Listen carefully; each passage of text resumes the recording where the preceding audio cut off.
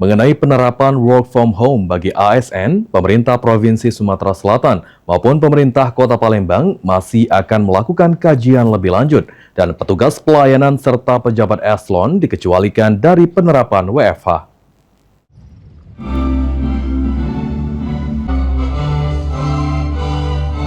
Menteri Dalam Negeri melalui surat edaran tentang transformasi budaya kerja aparatur sipil negara atau ASN di lingkungan pemerintah daerah menetapkan pelaksanaan tugas kedinasan di rumah atau work from home atau WFH bagi ASN sebanyak 1 hari kerja dalam 1 minggu, yakni pada hari Jumat.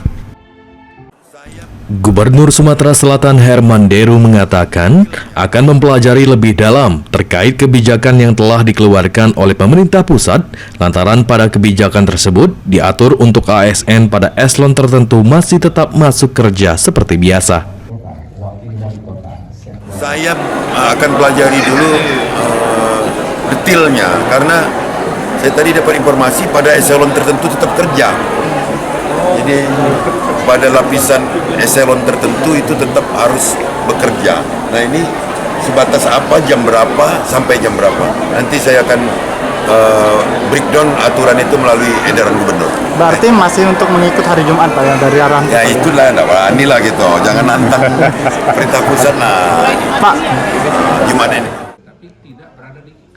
Sementara itu, PLT Asisten 1 Bidang Pemerintahan dan Kesra Setda Kota Palembang, Ki Agus Sulaiman Amin menyampaikan, penetapan WFH oleh pemerintah pusat tidak mengganggu sistem pemerintahan, lantaran WFH ditetapkan di luar petugas pelayanan.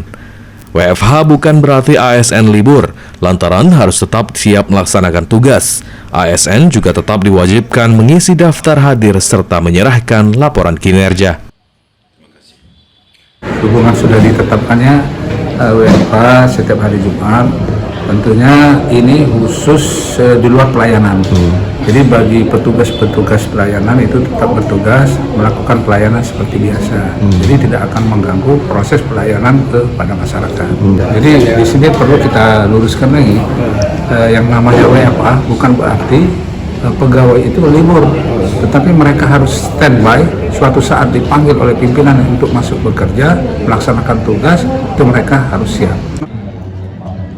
Dalam surat edaran tentang transformasi budaya kerja aparatur sipil negara di lingkungan pemerintah daerah, diatur pejabat di pemerintahan kota khususnya yang dikecualikan dari penetapan WFH diantaranya yakni jabatan pimpinan tinggi pratama, eselon 3, camat, lurah, unit layanan kedaruratan dan kesiapsiagaan, unit layanan ketentraman dan ketertiban umum, unit layanan kebersihan, unit layanan kependudukan, unit layanan perizinan, unit layanan kesehatan, unit layanan pendidikan, unit layanan pendapatan daerah, serta unit layanan publik lainnya.